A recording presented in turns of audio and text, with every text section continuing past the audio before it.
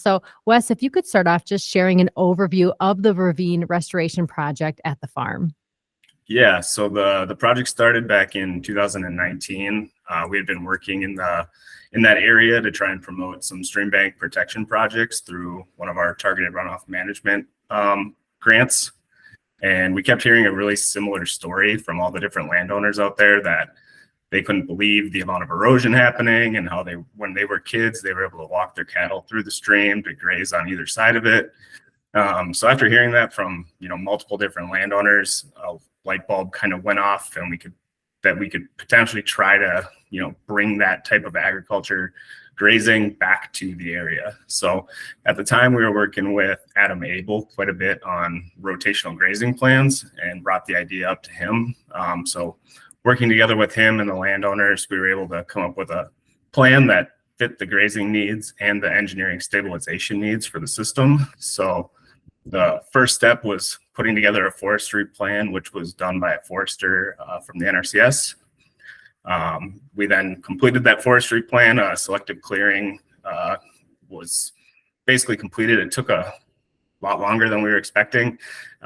During that time was a little bit tough to be working in general, just because of the whole pandemic and all that kind of stuff. But we were able to get that done over it was about a 2-year period where we worked through and did all the selective clearing. And what that means is we basically eliminated a lot of the understory. That understory doesn't really provide a lot of stabilization for the system.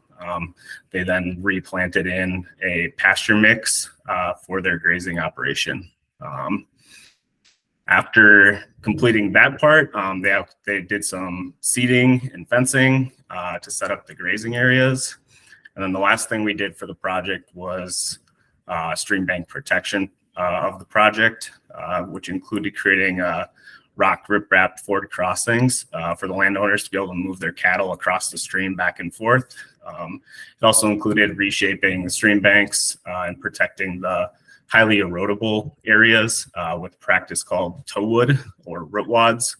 The practice basically utilizes trees that would typically be burned or hauled off site by using them as the tow protection. So the trees are cut off at about 10 to 15 feet, tipped over to expose the root ball, and then they're buried into the bank with the root ball actually hanging into the stream. And that root ball protects the banks from erosion by deflecting the high velocity floodwaters back to the center of the stream. So it's kind of a different type of practice that provides great habitat and also does the job of what traditional rock riprap would have done in the past. Right. There's a lot that went into this project. And Yeah. Wes mentioned that it started in 2019. And when did it conclude? So we concluded construction on the stream bank portion, protection portion, last winter. So 2023, like right in January there.